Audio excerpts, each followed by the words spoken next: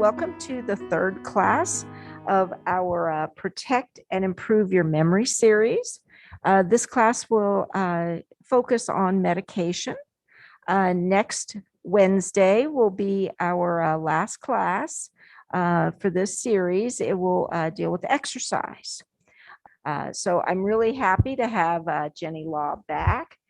She is a family and consumer sciences educator from the OSU Extension in Franklin County. She holds a bachelor's degree in human nutrition and a master's in public health, both from OSU. Jenny is also a registered and licensed dietitian in the state of Ohio. And as an extension educator, Jenny specializes in food, nutrition, and wellness. So I'm going to pass it on now to Jenny. Thank you. All right. Well, welcome to class 3. This class is on medication and how it can impact memory. As you heard in my introduction, and as I shared last week, I'm a dietitian. So last week was really my wheelhouse, my area of expertise. I will do my best to answer any questions that you have related to today's content. But know that because I am a dietitian and not a pharmacist, I may have to refer you to another professional if it's a more specific question that I feel like I don't have a good answer to. And next week, as Sue said, the topic is on exercise. Exercise for both our body and our mind. So it's not going to be a physical workout.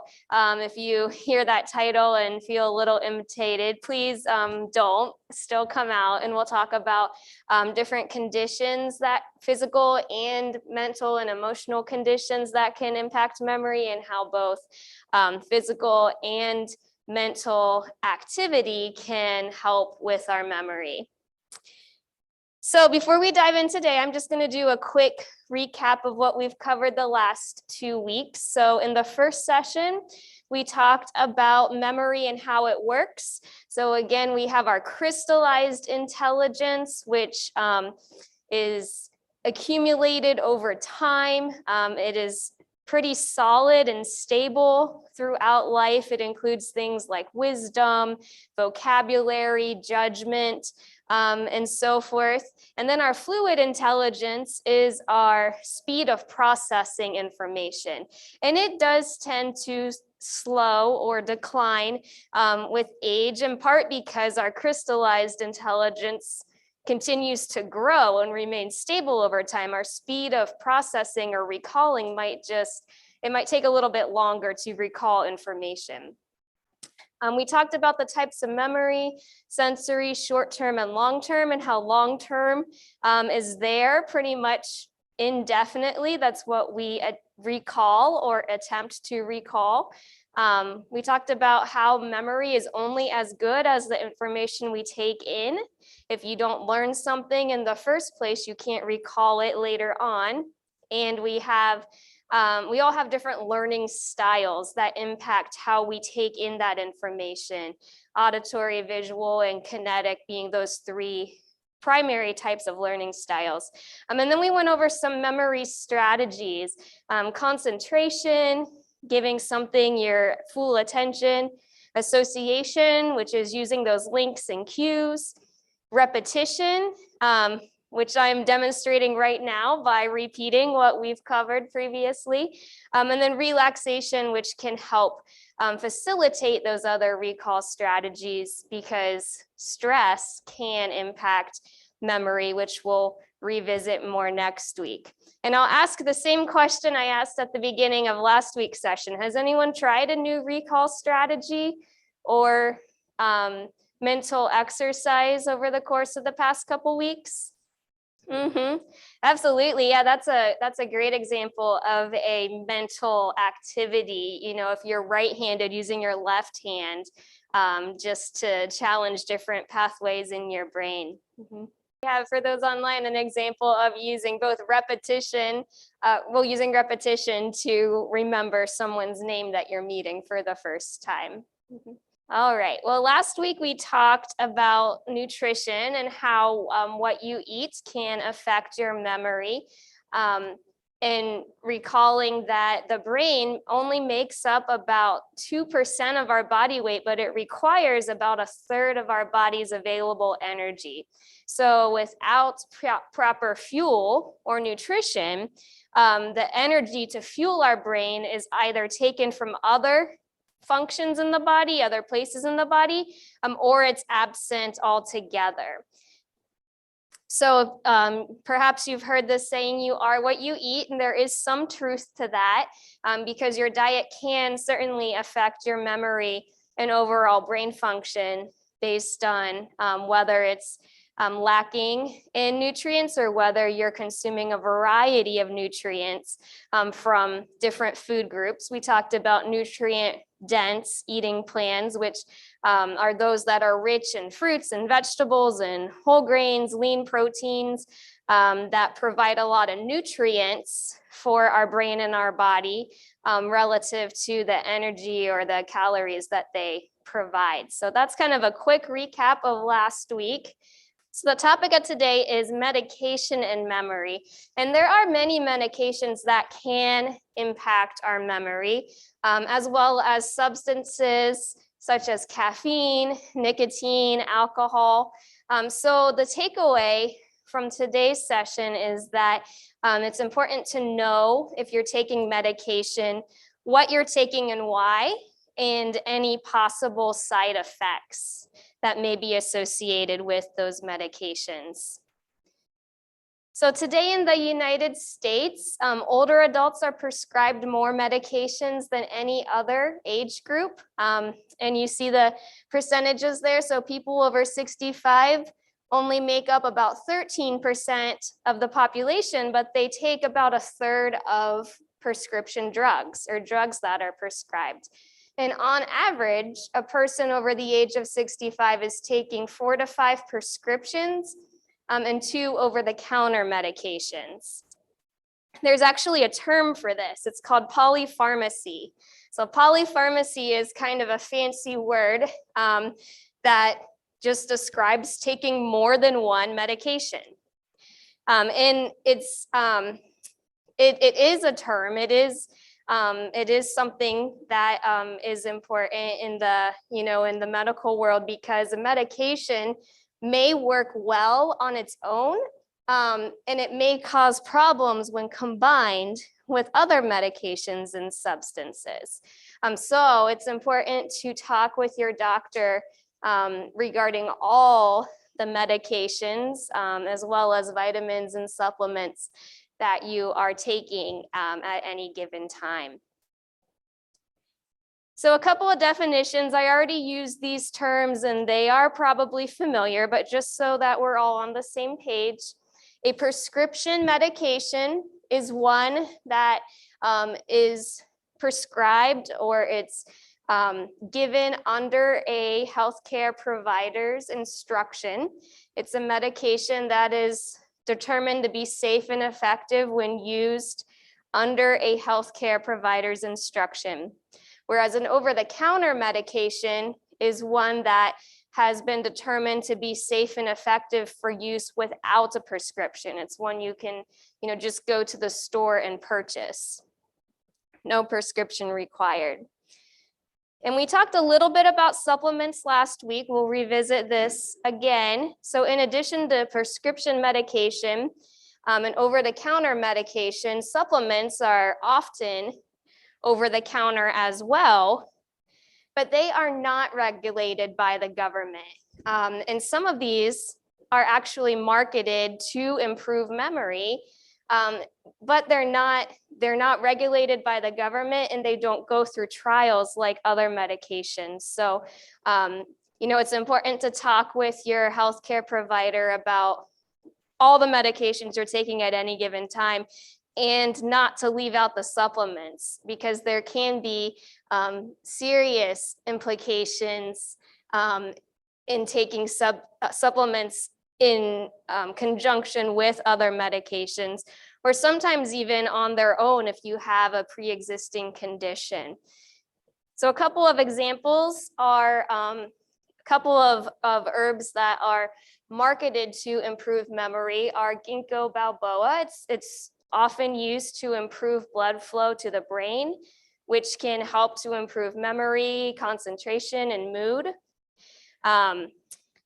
But this herb can affect your blood's ability to clot.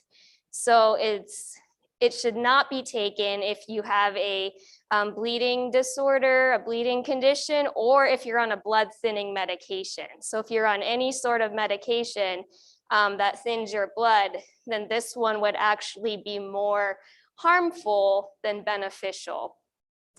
Another example is St. John's wort, and it is used in the treatment. It's often used in treating anxiety and depression, but it can increase the effects of other drugs that cause drowsiness or dizziness.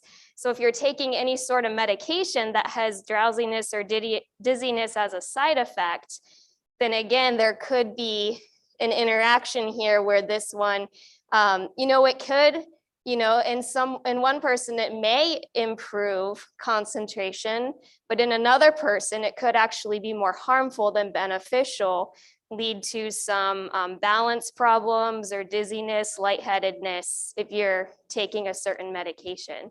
Those are just a couple of examples, again, to show that, for some people, these supplements could be beneficial, but for others, they could be harmful. And the same is true with medications as well, depending on, what other medications you may be taking and potential interactions between them. So that's why it's always important to talk with the prescriber about everything you're taking so they can share potential interactions and side effects. All right, so I have a true or false question for you. Do older bodies process medications differently than younger bodies? True, I hear true. Why do you think that is? Yeah, so for some reason your body just isn't as efficient. Yeah, that's kind of the gist of it. So in more scientific terms, as we age, our body fat tends to increase while our muscle mass decreases, and that can slow the processing or what is called clearing. It may take longer for substances to clear our bodies. Now, the problem is that in a lot of these medication trials, who do you think the people eager to join these medication trials might be? Young people, young adults, often college students who are wanting, the money or incentives that come along with the trials. And so often, though not always, oftentimes younger adults are overrepresented in these trials. And that can be problematic because then there isn't as much evidence there regarding potential side effects or how it may impact an older body. And it can be dangerous because, certainly the dose that is right for a 20-year-old man would be different and could even be dangerous for, an 85-year-old woman. And so even if the drug is tested and approved as safe and effective, there is still the potential for side effects. And so if you are ever experiencing a side effect, don't suffer in silence. It's worth having that conversation with your doctor or healthcare provider to see if, there's something different you could take, or maybe the dose needs to be adjusted. On the next couple of slides, there's a list of types of medication that could impact memory. This is not a comprehensive list, but it does give some examples of, some categories or types of medications and their common side effects that could impact memory. So, amphetamines are a stimulant. think like caffeine. If you're jittery, that may impact memory. It may impact your ability to concentrate or take in information. Narcotics are, they're depressant, so they could cause the drowsiness, inability to concentrate in the other regard. And then a lot of these have that effect. So anti-anxiety medications, antidepressants, antihistamines, antihypertensives, they could cause drowsiness. This isn't to say that they will, but they could cause drowsiness. The list continues. So a couple more that may cause drowsiness: antipsychotics, sedatives. It's kind of the point of a sedative. Diuretics, those are an interesting one. Going back to last week when we talked about nutrition and how dehydration is a cause for concern because we need water to transport oxygen and nutrients to our brain. So if you're on a diuretic, you are at a higher risk for dehydration. It's even more important to, be consuming water or, fruits and vegetables that contain water throughout the day so that you don't become dehydrated and don't risk those nutrient deficiencies. So again, this is not a comprehensive list. These are not the only medications that may cause problems. The bottom line is, if you're experiencing a side effect of any type, to talk with your healthcare provider about those concerns. Some other substances, as I said, these are more, over-the-counter things or products, are caffeine. So caffeine is known to increase alertness, which can be beneficial in many circumstances, but I'm sure we've all experienced, an instance where we're over caffeinated, and think about how that feels. You may be jittery and it's hard to concentrate. You may have other side effects like headache or stomach ache as well, but because of the jitteriness, caffeine can impact memory, and it can also prevent sleep, and sleep is needed for memory consolidation. Another one to be aware of is nicotine, found in tobacco products. And of course, smoking is bad for health in general, but it is related to memory in the regard that it can reduce oxygen available for our brain. And then alcohol. Alcohol can affect your alertness and your ability to learn new information. That's probably the most obvious potential side effect of alcohol. It has a significant impact if you overconsume alcohol on your short-term memory. But the interesting thing is it can also interrupt transfer to long-term memory. So, if you ever experience,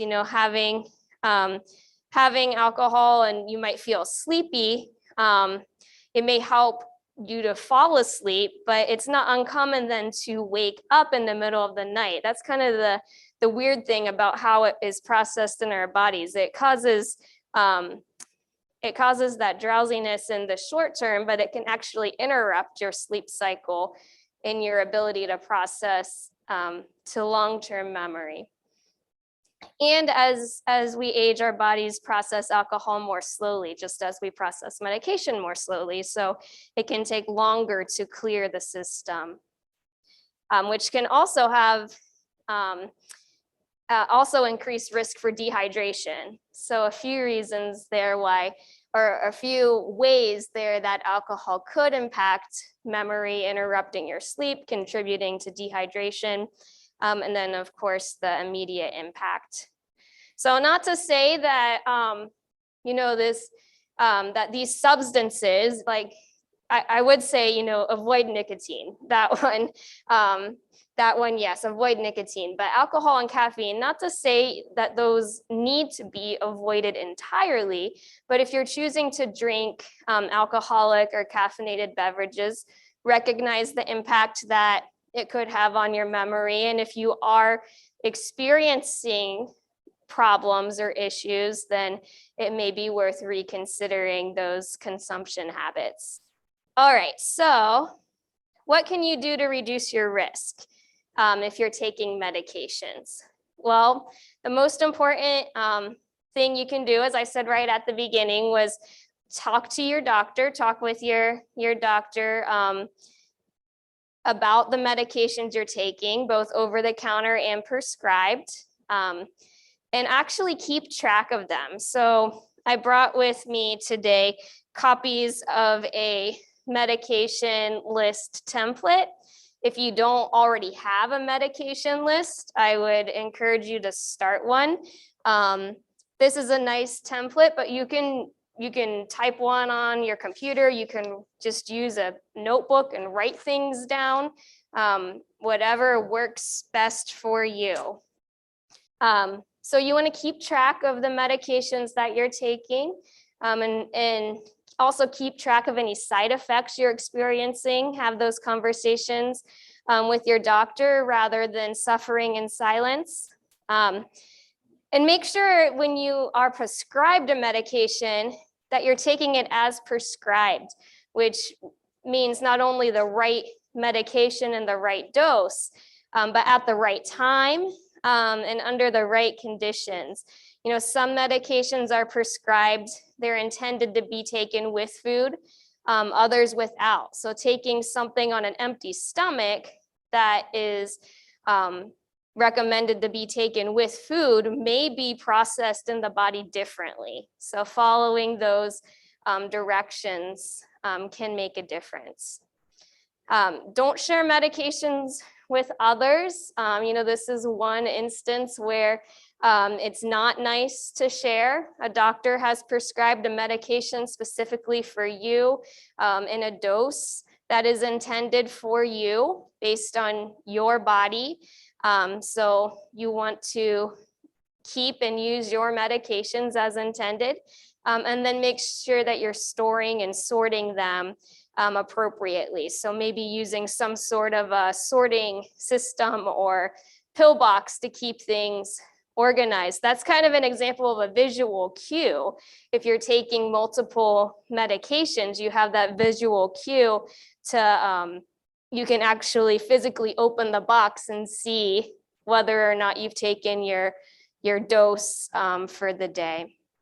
So here's an example of the template that I shared. Whether you use something like this or create your own, you want your list to contain your name, of course, and the date that it was last updated, and try to keep it current. So if you, you know, even if you're prescribed something short-term, for example, like antibiotics, you might write that down, but then, you know, cross it out or erase it when the course is through, and make sure to note the dates. And the reason for that is, you know, if you ever do find yourself in the event of an emergency, you have that record that is current that you could share with the healthcare provider.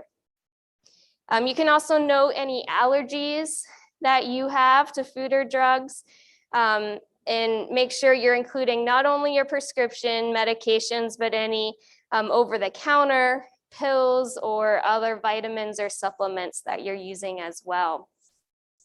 And this is helpful. It's something that you can readily share whenever you visit a healthcare provider, whether it be a doctor or even the dentist or physical therapy. You know, anytime you visit a healthcare provider where they go through the list of questions with you, you know, rather than having to, you know, respond to each one at a time, you can hand them a list that they can make a copy of, and it can expedite that process. Also, when you visit the pharmacy, and then it's handy to have in cases of emergency as well. So that's the challenge to you this week, to make a medication list if you don't already have one. You want to make sure that it's legible and up to date. What questions would you like to ask today? Yeah, Yeah, so, if you do have questions, the recommendation was, talk to a pharmacist. If you're using something like Express Scripts, there's often a phone number you can call, or, if you're picking up a script from the pharmacy, asking if someone's available to talk with. It's always better to ask questions than leave it to chance.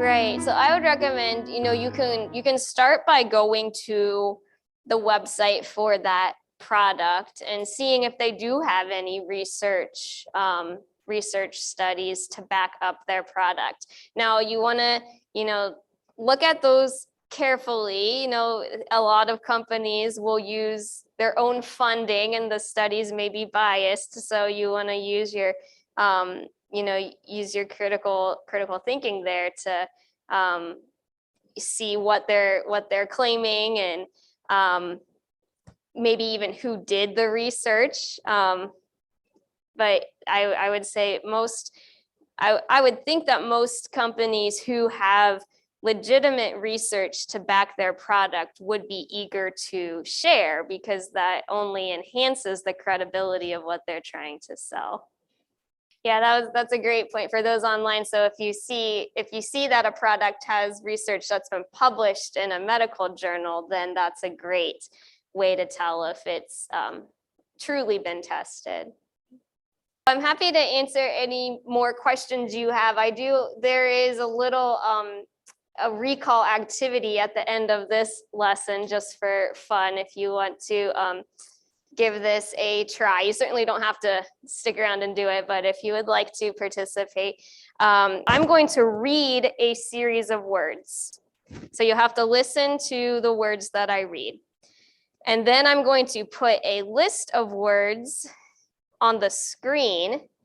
And so I'm going to read about 10 words. There's going to be more than 10 words that appear on the screen. So your challenge will be to see how many of the words that I read you can pick out from what appears on the screen.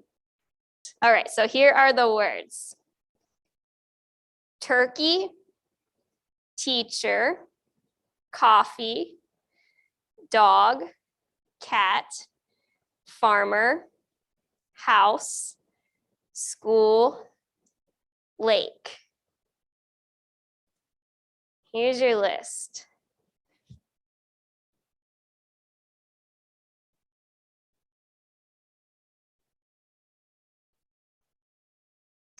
All right, you ready, or you want a little bit more time? Ready to move on? All right, so here's the list. I didn't read moon. I forgot moon. How'd you do? You recognize at least a few of them? Well, that's all for today's lesson. It's a little shorter than last week, but thank you all for coming. I do hope you come back next week for our final session, and I will stick around if there are any lingering questions.